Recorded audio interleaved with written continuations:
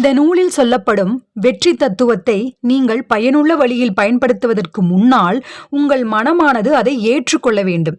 ஏற்றுக்கொள்ள வைப்பது ஒன்றும் கடினமானதல்ல. உங்களுடைய 3 எதிரிகளை யாரென்று அறிந்து கொண்டு அலசி ஆராய்ந்து புரிந்து கொண்டு உங்கள் பாதையிலிருந்து தூக்கி எறிய வேண்டும். அந்த 3 எதிரிகள் முடிவெடுக்காமை, ஐயம், அச்சம். இந்த எதிர்மறை உணர்வுகளில் எந்த ஒன்று உங்கள் மனதில் மிச்சம் இருந்தாலும் 6வது அறிவு செயல்பட முடியாது. இந்த மூவரும் ஒருவருக்கொருவர் மிகவும் நெருக்கமானவர்கள். ஒருவர் இருக்கும் இடத்தில் மற்ற இருவரும் வந்து சேர்வது நிச்சயம். முடிவெடுக்காமை என்ற விதையிலிருந்து விளைவதுதான் அச்சம் என்ற மரம். இதை மறக்க வேண்டாம். முடிவெடுக்காமையிலிருந்து ஐயம் என்பது உண்டாகி இரண்டும் ஒன்று கலர்ந்து அச்சம் என்பதாக வளர்கிறது. இந்த கலவை மிகவும் மெதுவாக நடக்கிறது.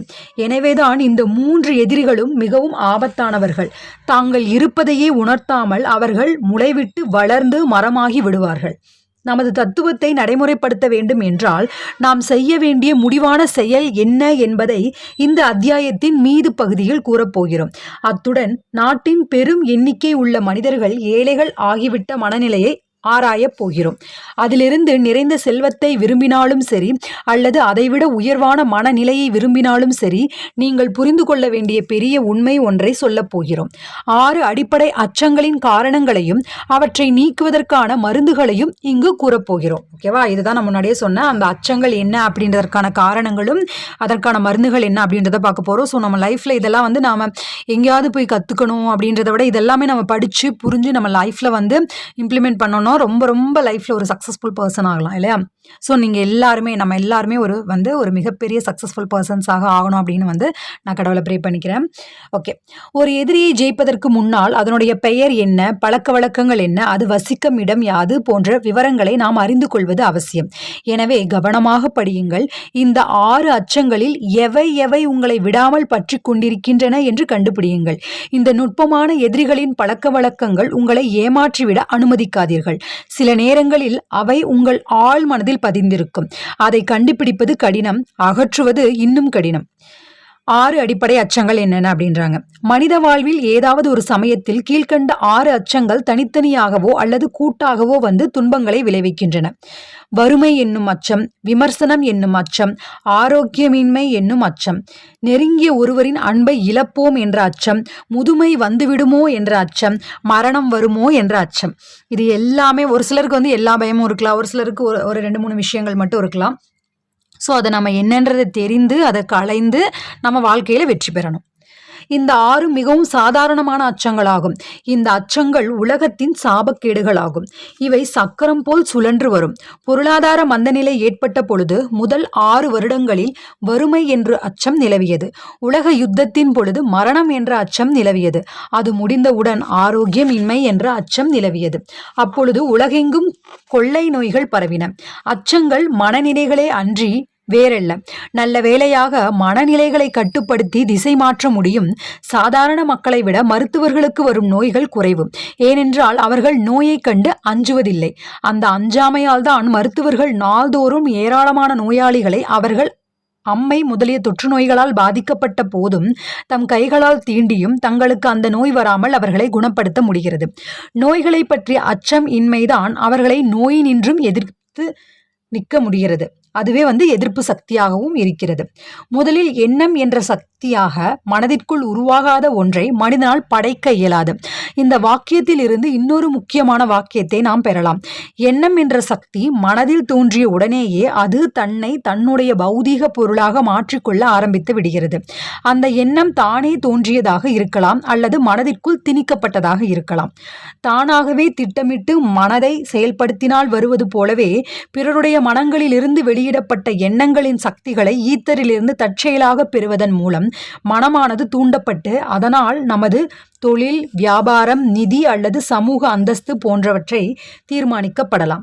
நாட்டில் சில பேர் மட்டும் அதிர்ஷ்டசாலிகளாகவும் அவர்களைப் போலவோ அல்லது அவர்களை விடவும் அதிகமாகவும் திறமையும் பயிற்சியும் அனுபவமும் மூளையின் ஆற்றலும் உடையவர்கள் துரதிர்ஷ்டசாலிகளாகவும் இருப்பதன் காரணத்தை புரியாமல் இருப்பவர்களுக்கு ஒரு மிக முக்கியமான விஷயத்தை தெரிவிப்பதற்கான அடித்தளத்தை நாம் இங்கு அமைக்கின்றோம். அதை பின்வருமாறு விளக்கலாம். தன்னுடைய மனதை கட்டுப்படுத்தும் ஆற்றல் ஒவ்வொரு மனிதனுக்கும் உண்டு. அந்த ஆற்றலின் காரணமாக தனக்கு வெளியே பெருத்த ஓசையோடு உலாவிக் கொண்டிருக்கும் எண்ணங்களின் உந்து சக்தியை தனக்குள் இழுத்து கொள்ளவோ அல்லது வேண்டாம் என்று தன் கதவுகளை மூடிக்கொள்ளவோ மனதினால் முடியும். இயற்கையானது மனிதனுக்கு ஒரே ஒரு விஷயத்தின் மீது முழுமையான கட்டுப்பாட்டை வழங்கியிருக்கிறது. அது அவனுடைய எண்ணத்தின் மீது ஆகும். இந்த உண்மையையும் மனிதனின் செயல்கள் அனைத்தும் எண்ணம் என்ற ஒன்றிலிருந்து உருவாகின்றன என்ற உண்மையையும் சேர்த்து கொண்டால் அச்சத்தையும் எவ்வாறு வெற்றி கொள்வது என்ற தத்துவத்தை நாம் உருவாக்கலாம். ஒவ்வொரு எண்ணமும் தனக்கு சமமான பௌதிக பொருளாக மாற்றிக்கொள்ளும் திறமையை தனக்குள் கொண்டிருக்கிறது என்பதை பார்த்தோம். எனவே அச்சம் என்ற எண்ணமும் வறுமை என்ற எண்ணமும் தங்களை அச்சமின்மை என்பதாகவும் செல்வம் என்பதாகவும் மாற்றிக்கொள்ள முடியாது என்பதை தெரிந்து கொள்ளலாம். 1929 ஏற்பட்ட பங்கு சந்தை வீழ்ச்சியால் அமெரிக்க மக்கள் வறுமையை பற்றி எண்ணத் தொடங்கினார்கள். கொஞ்சம் கொஞ்சமாக எல்லாருமே வறுமை என்ற ஒரே எண்ணத்தில் இருந்ததால் அது ஒன்று கூடி தன்னுடைய பௌதிக பொருளாதார மந்தநிலை என்பதை உண்டாக்கியது. இவ்வாறு நடக்க வேண்டும் என்பதுதான் இயற்கையின் சட்டமாகும். ஸோ இப்போ வறுமை என்ற அச்சம் அப்படின்றது என்ன அப்படின்றத பார்க்கலாம். இது நம்ம லைஃப்பில் இருக்குது அப்படின்னா நீங்கள் தயவுசெய்து கூர்ந்து கவனித்து அந்த வறுமையிலேருந்து நம்ம எப்படி மீளணும் அப்படின்றதற்கானதும் இங்கே அந்த சொல்யூஷன் கொடுத்துருக்காங்க. ஓகேவா? வறுமையும் செல்வமும் ஒரே இடத்தில் இருக்க முடியாது. இவற்றின் பாதைகள் ஒன்றுக்கொன்று எதிரானவை. உங்களுக்கு செல்வம் தேவை என்றால் வறுமையை நோக்கி இழுத்து செல்லும் பாதையை நீங்கள் நிராகரிக்க வேண்டும். இங்கு செல்வம் என்று கூறுவது பணமாக இருக்கலாம், பொருளாக இருக்கலாம், மன அமைதியாக இருக்கலாம், ஆன்ம சக்தியாகவும் இருக்கலாம். இது எல்லாமே நம்மளுக்கு வெல்த் தான் இல்லையா? செல்வத்தின் பாதைக்கான தொடக்க புள்ளி செல்வம் வேண்டும் என்று ஆர்வமாகும். நம்ம ஆர்வம் அப்படின்ற அந்த பகுதியிலே இதெல்லாம் பார்த்துருக்கோம். ஆர்வம் என்பதை எவ்வாறு பயன்படுத்துவது என்பதை முதல் அத்தியாயத்தில் கூறினோம். அச்சம் என்ற இந்த அத்தியாயத்தில் உங்கள் மனது ஆர்வத்தை பெறுவதற்கான வழிகளை கூறப்போகிறோம். நமது தத்துவத்தின்படி இதுவரை சொன்னதில் எந்த அளவுக்கு நீங்கள் உள்வாங்கிக் கொண்டீர்கள் என்று உங்களுக்கு நீங்களே சவால் விடப் போகிறீர்கள். இதன் மூலம் உங்களுடைய எதிர்காலம் எப்படி இருக்கப் போகிறது என்று நீங்களே துல்லியமாக தீர்க்க தரிசனம் கூறப்போகிறீர்கள். இந்த அத்தியாயத்தில் படித்த பிறகு எனக்கு வறுமைதான் வேண்டும் என்று நீங்கள் விரும்பினால் உங்களுக்கு வறுமைதான் சேரும். அதை நீங்கள் தவிர்க்க முடியாது. உங்களுக்கு வேண்டியது செல்வம் என்றால் எவ்வளவு செல்வம் வேண்டும், அது எந்த வடிவத்தில் வேண்டும் என்று முதலிலேயே தீர்மானித்துக் கொள்ள வேண்டும். செல்வத்தை நோக்கி செல்லும் பாதை எது என்று உங்களுக்கு தெரியும். அந்த பாதையில் செல்வதற்கான வழிகாட்டி உங்களுக்கு வழங்கப்பட்டுள்ளது. அதை பின்பற்றி நடக்க வேண்டும். அந்த பாதையில் நடக்க ஆரம்பிக்கவில்லை என்றாலோ அல்லது ஆரம்பித்துவிட்டு இறுதி வரை செல்லாமல் இருந்தாலோ யாரையும் குறை சொல்வதற்கில்லை. எனவே முழு பொறுப்பும் உங்களுடையதே. நீங்கள் தோல்விகளுக்கு மற்றவர்கள் மீது பழி சொல்வதன் மூலம் நீங்கள் பணக்காரராக ஆக முடியாது. பணக்காரனாக வேண்டும் என்று வாழ்க்கையிடம் வேண்டிக் கொள்ளாமல் நீங்கள் பணக்காரனாக முடியாது. அது ஒரு மனநிலை. அது முழுக்க முழுக்க உங்கள் கட்டுப்பாட்டில் உள்ளது. மனநிலையை நீங்கள் தான் உருவாக்கி கொள்ள வேண்டும். அதை வேறு யாரிடமிருந்தும் விலைக்கு வாங்க முடியாது. ஆகவே வறுமையை பற்றிய அச்சமும் ஒரு விதமான மனநிலையே. அந்த மனநிலையானது எந்த துறையிலும் ஒருவனை சாதிக்க விடாத அழிவு சக்தியாகும். இந்த உண்மையை பொருளாதார மந்தநிலையின் போது மிகுந்த துயரத்திற்கு இடையே நாம் உணர்ந்தோம். அது நம் பகுத்தறிவை மங்க செய்துவிடும். கற்பனா சக்தியை அழித்துவிடும். சுயசார்பை கொன்றுவிடும். உற்சாகத்தை குறைத்துவிடும். முயற்சியை பின்வாங்கச் செய்யும். லட்சியத்தை நிச்சயமற்றதாக்கிவிடும். தள்ளி போடுவதை ஊக்குவிக்கும். உற்சாகத்தை தொடைத்தெடுத்துவிடும். சுயக்கட்டுப்பாட்டை முடியாததாக்கிவிடும். ஆளுமையின் கவர்ச்சியை அழித்துவிடும். சுயமான சிந்தனையை அகற்றிவிடும். மனதின் திசையை திருப்பும். விடாமுயற்சியை கைவிடச் செய்யும். மன வலிமையை ஒன்றுமில்லாமல் ஆக்கிவிடும். முன்னேறும் ஆசையை அழித்துவிடும். ஞாபக சக்தியை திரை போட்டு மறைத்துவிடும்.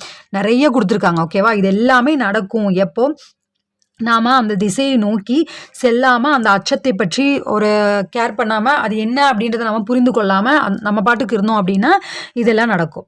ஸோ இந்த மாதிரி இன்னும் நிறைய கொடுத்துருக்காங்க. நட்பை குலைத்து விடும். தோல்வியை வரவழைக்கும். ஆபத்துகளை கூட்டம் கூட்டமாக வர செய்யும். தூக்கம், துயரம், சோகம் இதெல்லாம் ஏற்படும். தூக்கமின்மை இதெல்லாம் ஏற்படும்.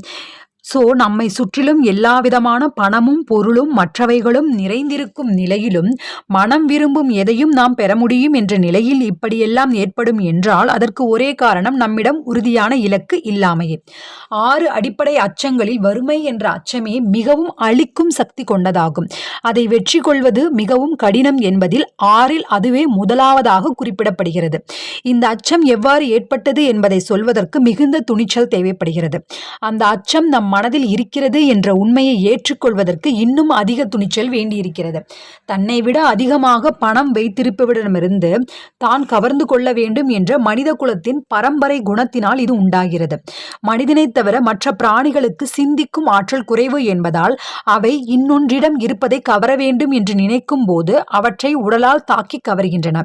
மனிதன் மிருகங்களை விட உயர்ந்த உள்ளுணர்வும் சிந்திக்கும் ஆற்றலும் பகுத்தறிவும் கொண்டிருப்பதால் சக மனிதர்களை உடலால் தாக்குவதை விட பொருளாதாரத்தினால் தாக்கி அவர்களிடம் இருப்பதை கவர்ந்து கொள்ள முயற்சிக்கின்றான். இவ்வாறு மனிதன் பேராசை கொண்டு அலைவதால் தான் ஒரு மனிதனை இன்னொரு மனிதனிடம் இருந்து பாதுகாப்பதற்கான ஏராளமான சட்டங்கள் இயற்றப்பட்டுள்ளன. மனித வரலாற்றில் இதுவரை இருந்த காலங்களை விட இப்போது நாம் வாழ்ந்து கொண்டிருக்கும் காலமானது மனிதனின் பொருளாதார பேராசையில் மிகவும் உச்சத்தில் இருப்பதாக தோன்றுகிறது. வங்கியில் ஏராளமான பணம் இருந்தாலொழிய எந்த மனிதனும் வெறும் தூசை விடவும் கீழாகவே கருதப்படுகின்றான். பணம் மட்டும் இருந்துவிட்டால் போதும், அது எந்த வழியில் வந்தாக இருந்தாலும் சரி, அவன் அரசன் அல்லது பெரிய மனிதன் ஆகிவிடுகிறான். இப்போ அப்படிதான் இருக்கு இல்லையா சூழ்நிலை? அப்படியே சேஞ்ச் ஆகுது. எல்லாமே பணத்தை பேஸ் பண்ணி தான் இப்போ இருக்கக்கூடிய மனிதர்கள் மதிக்கிறது, அந்த மாதிரி விஷயங்கள் எல்லாம் நடைபெறுது. அவன் எல்லா சட்டங்களுக்கும் அப்பாற்பட்டவன் ஆகிறான். அரசியலில் ஆட்சி செய்கிறான், வியாபாரத்தில் முன்னிற்கிறான். அவன் நடந்து செல்லும் போது உலகமே அவனுக்கு தலை வணங்குகிறது. வறுமையைப் போல மனிதனுக்கு துயரத்தையும் தலைகுனிவையும் ஏற்படுத்துவது வேறொன்றுமில்லை. வறுமையை அனுபவித்தவர்களுக்கு இந்த வாக்கியத்தின் முழு அர்த்தமும் நன்றாக தெரியும். எனவே மனிதன் வறுமையை கண்டு அஞ்சுவதில் ஆச்சரியமில்லை. சரித்திர காலத்தில் இருந்து தொடர்ந்து வரும் அனுபவங்களினால் பணம், பொருள் இவற்றை பொறுத்தவரையில் சில மனிதர்கள் தன்னால் நம்ப முடியாது என்று மனிதனுக்கு தெரிகிறது. இது கூர்மையான குற்றச்சாட்டுதான் என்றாலும் உண்மையான குற்றச்சாட்டு. திருமணங்களை பொறுத்தவரையில் இருவரில் ஒருவரிடமோ அல்லது 2 பேரிடமோ உள்ள செல்வத்தை பொறுத்தே திருமணங்கள் நிச்சயப்படுகின்றன. எனவே விவாகரத்துக்கான நீதிமன்றங்கள் சுறுசுறுப்பாக இயங்குவதில் வியப்பில்லை. எப்படியாவது பணக்காரன் ஆகிவிட வேண்டும் என்ற அடங்காத ஆசை மனிதனிடம் இருக்கிறது. சட்டப்பூர்வமான வழிகளில் பணத்தை சேர்க்க முயல்கிறான். தேவைப்படும் போதோ அல்லது அதுவாக வாய்ப்பாக போதோ வேறு வழிகளிலும் பணத்தை சேர்த்துக் கொள்கிறான். ஒவ்வொருவனும் தன்னை சீர்தூக்கி பார்ப்பதால் இம்மாதிரி பலவீனங்கள் இருப்பது தெரியும். ஆனால் ஒப்புக்கொள்ள விரும்ப மாட்டான். வறுமையை விடவும் சாதாரணமான நிலையை விடவும் அந்த வாழ்க்கையை விரும்பும் எவனும் இம்மாதிரி தன்னை சீர்தூக்கி பார்ப்பது அவசியமாகும். இப்படி செய்யும் போது நீங்களே நீதிபதியாகவும் ஜூரியாகவும் வாதியாகவும் பிரதிவாதியாகவும் வாதியின் வக்கீலாகவும் பிரதிவாதியின் வக்கீலாகவும் குற்றவாளியாகவும் இருப்பதை காண்பீர்கள். உண்மையை நேரடியாக பாருங்கள். உங்கள் மனதில் கேள்வி கேளுங்கள். சரியான விடைகளை கொண்டு வாருங்கள். இவ்வாறான சுய பரிசோதனை முடிவடைந்தவுடன் உங்களை பற்றி உங்களுக்கே மிக நன்றாக தெரியும். உங்களை நீங்களே நேர்மையாக எடை போட வேண்டும் என்று தோன்றினால் உங்களை நன்கு அறிந்த இன்னொருவரை நீதிபதியாக இருக்கச் சொல்லுங்கள். அவர் முன்னிலையில் உங்களை நீங்களே குறுக்கு விசாரணை செய்யுங்கள். உங்கள் நோக்கம் உண்மையை கண்டறிவதே. ஆகவே சிறிது நேரம் அசிங்கப்பட்டாலும் பரவாயில்லை என்று இந்த அனுபவத்தை பெறுங்கள்.